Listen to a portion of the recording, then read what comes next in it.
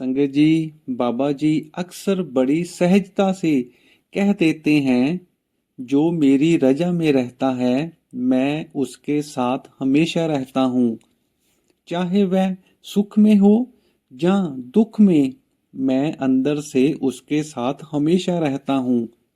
यह शब्द सुनने में बहुत सरल लगते हैं, पर बाबा जी हर एक सत्संगी से और जो भी इस वीडियो को सुन रहा है उनसे सवाल पूछते हैं।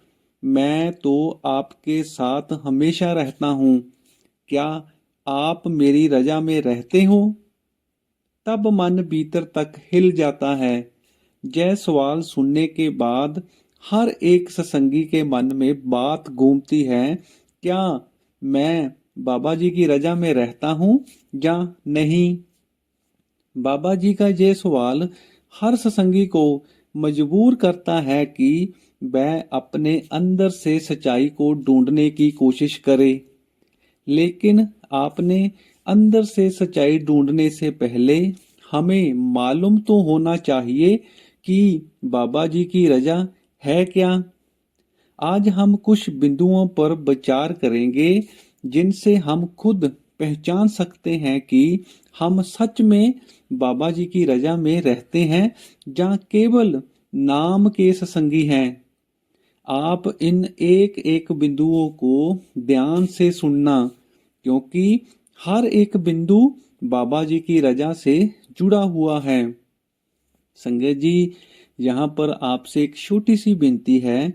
अगर आपने अभी तक इस चैनल को सब्सक्राइब नहीं किया है तो चैनल को सब्सक्राइब जरूर कर दें और वीडियो को लाइक और हाइप जरूर कर दें और कमेंट बॉक्स में राधा स्वामी जरूर लिख दें।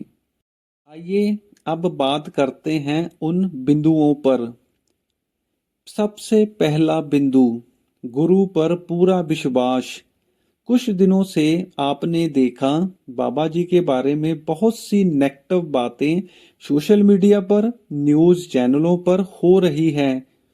यह सभी बातें सुनने के बाद दूसरों की तो बात छोड़ो, जो बाबा जी के सत्संगी हैं उनके मन में भी सवाल पैदा हो गया।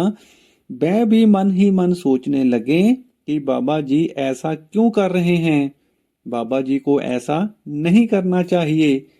ऐसे तो बहुत से सत्संगियों को मैं भी जानता हूँ जिन्होंने बाबा जी के ऊपर सवाल करने शुरू कर दिए थे।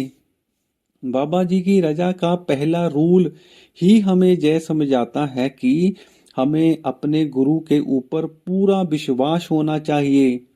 जब सब कुछ हमारे मन के अनुसार चल रहा हो तब विश्वास रखा जा सकता है, लेकिन जब परिस्थितियां उल्ट जाए, जब बातें समझ में ना आए, जब बाहर का शोर अंदर के सुकून को हिलाने लगे, तब असली विश्वास सामने आता है।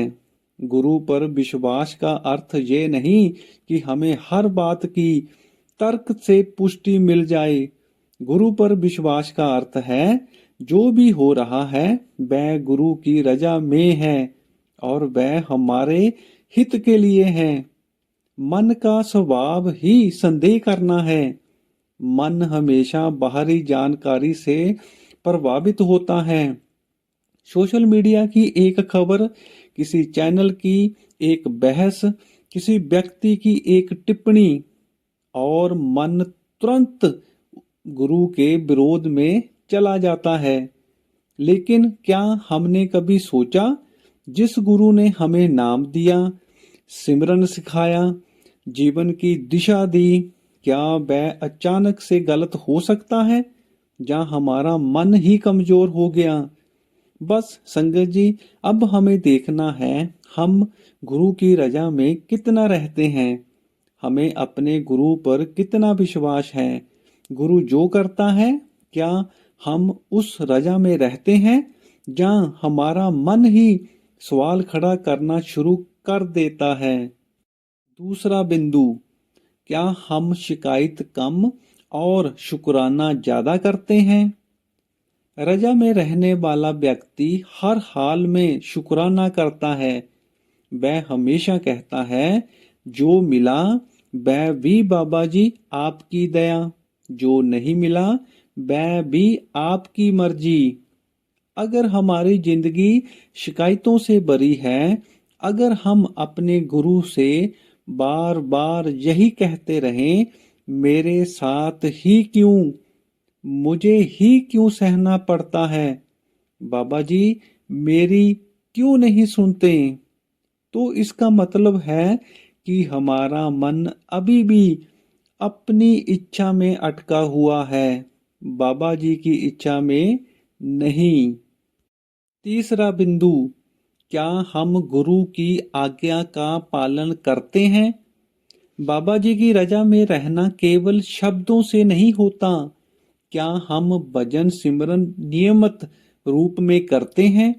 क्या हम सेवा को बोझ नहीं अवसर समझते हैं? क्या जो बाबा जी सत्संग में समझाते हैं उसको अपने जीवन में उतारते हैं? अगर बाबा जी कहते हैं, नाम जपो, मन को साफ रखो, किसी का दिल मत दुखाओ, मांस शराब अंडे का सेवन ना करें, लेकिन हम वही पुरानी आदतों में लगे रहें, तो फिर हम कैसे कह सकते हैं कि हम रजा में हैं? रजा में रहना मतलब अपनी इच्छा को धीरे धीरे पीछे करना और गुरु की इच्छा को आगे लेकर आना। चौथा बिंदु, क्या हम दूसरों को दोष देना छोड़ चुके हैं? जो व्यक्ति रजा में होता है वह हर घटना में किसी इंसान को दोष नहीं देता। उसे पता होता है हर चीज कर्मों के हिसाब से हो रही है। अगर हम हर छोटी बड़ी बात पर किसी को गलत ठहराते हैं तो इसका मतलब है कि हम अभी भी बाहरी दुनिया को जिम्मेदार मानते हैं। रजा में रहने वाला जानता है जो हो रहा है मेरे ही कर्मों का फल है।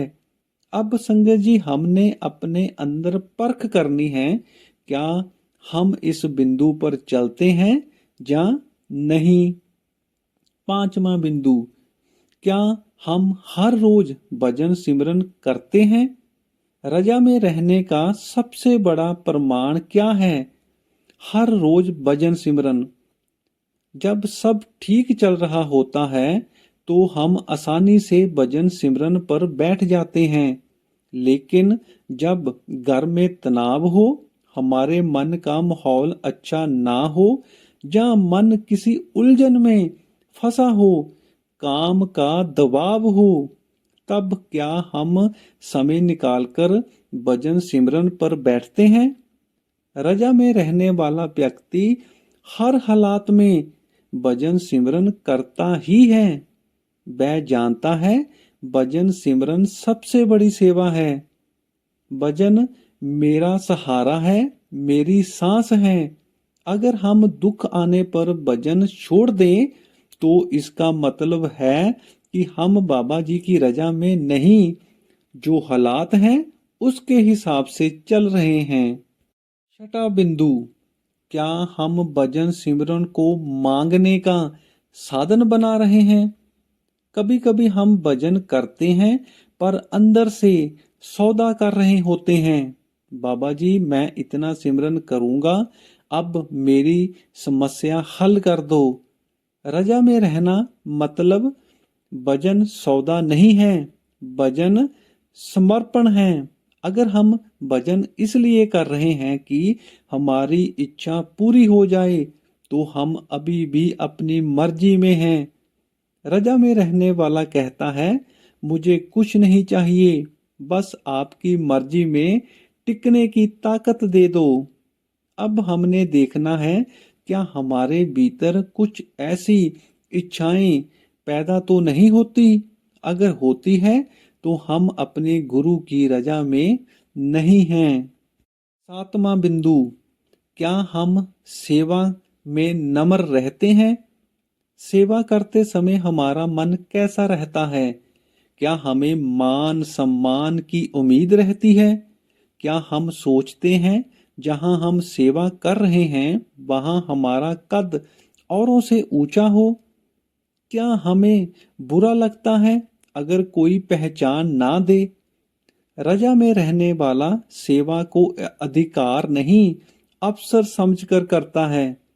उसे यह फर्क नहीं पड़ता कि लोग देख रहे हैं या नहीं, क्योंकि वह जानता है जिसके लिए कर रहा हूं वह मुझे देख रहा है। अगर कोई हमें सेवा के लिए बोले और हमारे मन में यह भाव आ जाए कि ये सेवा मेरे लिए नहीं है, इससे मेरा कद छोटा हो जाएगा। अगर सेवा में भी अहंकार आ जाए तो समझिए मन अभी भी अपनी रजा में है, गुरु की रजा में नहीं। संगत जी, अब हमारे पास 7 बिंदु हैं जो हमें आईना दिखाते हैं। क्या हमारा भजन सिमरन स्थिर है? क्या हमारा विश्वास हालातों से ऊपर है? क्या हमारी सेवा नम्र है? क्या हम शिकायत छोड़ रहे हैं? क्या हमारा मन काबू में है? संगत जी, रजा में रहना कोई बड़ी बात नहीं, यह छोटी छोटी बातों में छुपा है। संगत जी, बाबा जी ने जो सारी संगत से सवाल पूछा है कि आप मेरी रजा में हो, इसका जवाब अपने अंदर से ही बाबा जी तक पहुंचाना है। संगत जी, अब मैं आपके सामने एक साखी रखने वाला हूँ जिसमें हम समझेंगे अगर हम बाबा जी की रजा में रहते हैं तो उसके क्या लाभ मिलने वाले हैं।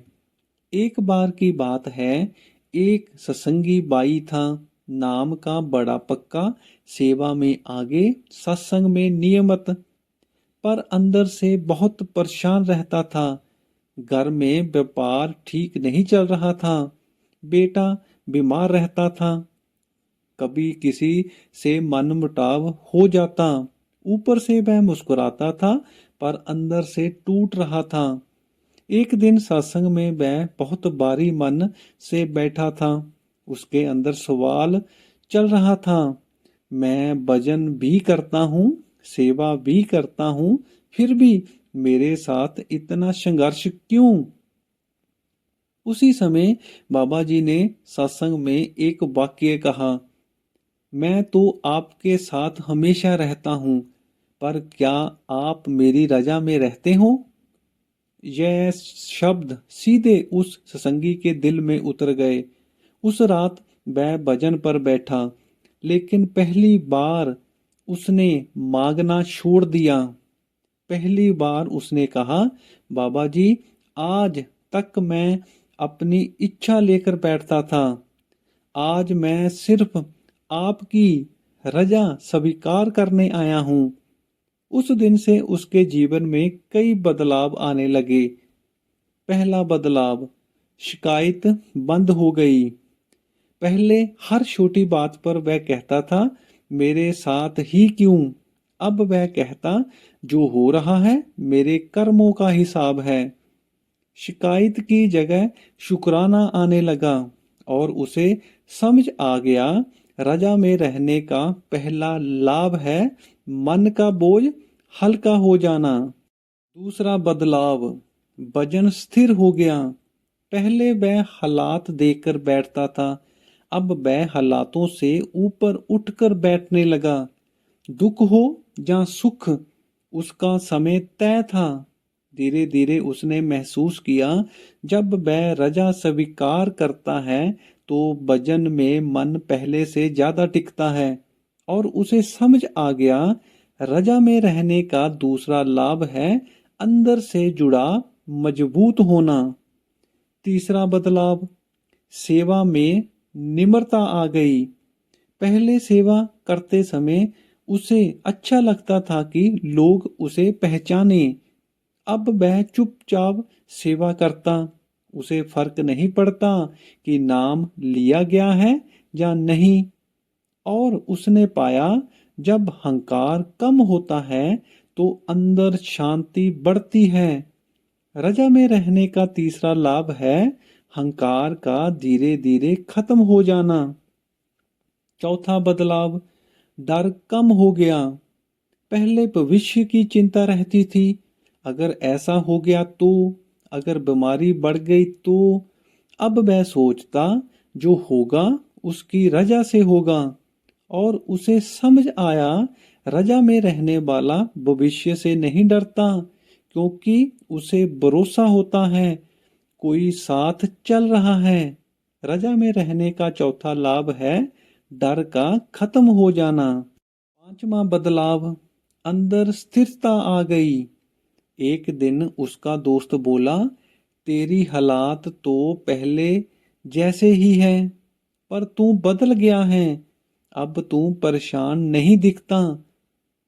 सत्संगी मुस्कुराया, उसे समझ आ गया था समस्या खत्म होना जरूरी नहीं, मन का स्थिर होना जरूरी है। रजा में रहने का सबसे बड़ा लाभ है भीतर की शांति। कुछ महीनों के बाद धीरे धीरे हालात सुधरने लगे, व्यापार संभल गया, बेटे की सेहत में सुधार आने लगा। पर अब सत्संगी के लिए यह सबसे बड़ी खुशी नहीं थी।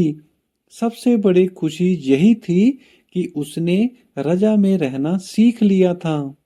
अब वह समझ चुका था गुरु की रजा में रहने वाला व्यक्ति बाहर से चाहे संघर्ष में हो, पर अंदर से कभी अकेला नहीं होता।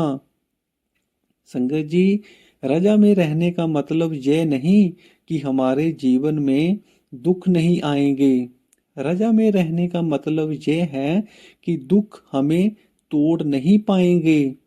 जब हम शिकायत छोड़कर स्वीकार करते हैं, जब हम वजन को सौदा नहीं संपूर्ण बना लेते हैं, जब हम सेवा में नम्र होते हैं, जब हम हर हाल में शुक्राना करते हैं, तब हमें मिलता है मन का हल्कापन और अंदर की शांति।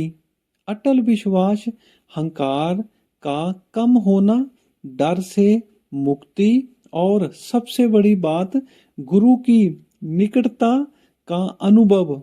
क्योंकि सच्चाई यही है, जो गुरु की रजा में रहता है, गुरु उसकी सांसों में बस जाता है, और तब यह वचन केवल शब्द नहीं रहता, मैं तो आपके साथ हमेशा रहता हूँ। संगत जी, आज की वीडियो में बस इतना ही। अगर आपको ये वीडियो अच्छी लगी तो आप इस चैनल को सब्सक्राइब जरूर कर दें, वीडियो को लाइक और हाइप जरूर कर दें, और कमेंट बॉक्स में राधा स्वामी जरूर लिख दें। राधा स्वामी जी।